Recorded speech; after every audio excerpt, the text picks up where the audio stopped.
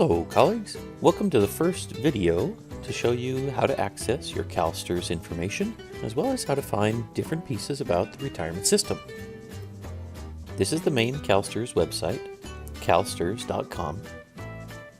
When you're here, some of the main things that you may want to do are view forms, go to one of the calculators, or visit My CalSTRS.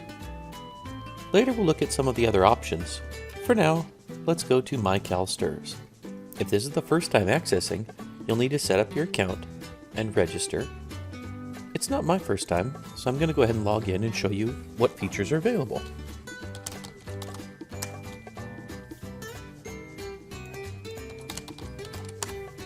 Once you log in, one of the key pieces you're going to see is right at the top. It'll tell you which retirement formula you're under. The information provided is about the PEPRA, the Public Employees Pension Reform Act of 2013.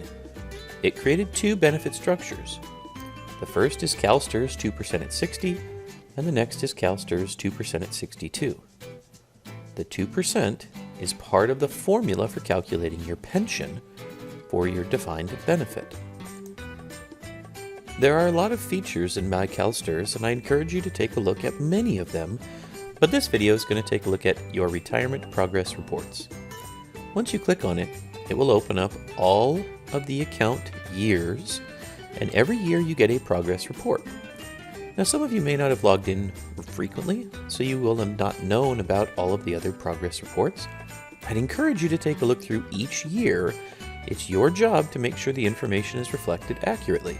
Any problems, you'll have to contact STRS or the Payroll and Human Resource Department at MiraCosta. I'm going to take a look at the most recent year. This is the 2019 Progress Report. Now notice it says it's defined program as of June 30th, so that's the end of a fiscal year, and that's when they do their calculations. These progress reports usually drop in September or October. That's when you can first have access to them each year. Again, it's a good idea to get used to checking these. Scrolling down to the first page, I'm blurring out some personal information, but it gives you a few key pieces. One more time, it tells you your benefit structure in the middle. It talks about the defined benefit program and shows you the computation that is used to determine your final retirement benefit. Beneath that, you'll have your service credit activity. Below that, any defined benefit account activity. Now remember, the defined benefit account money is not money that you'll probably be paid out. This is part of your defined benefit. So at retirement, this money would be traded for the payments that you'd be receiving to last you through your retirement. There's a mention of the one-time death benefit, mention of disability and survivor coverage, as well as the DBS or Defined Benefit Supplement Program.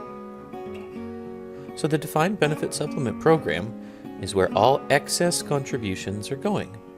If you work anything over 15 LHE each fall and spring, or if you work in the summer, you will be contributing to what's known as the DBS account. Now the DBS is a cash balance account, so the amount of money in the account is what you will be owed when you retire. And you can turn this into an annuity that pays you monthly income for a fixed period of time, or in perpetuity. Some of the things I like about this workbook is it does give me a retirement checklist. I strongly encourage you to go through this and see where are you in the process. Notice the next thing on my checklist says once I'm age 50, I can do these other things. There is some additional information. You might recognize the excess contributions that were in another Dear Scotty article. You might have more money for retirement with the supplemental account, and you might want to talk about Social Security. Some of you had paid into Social Security before, and you'd have options here.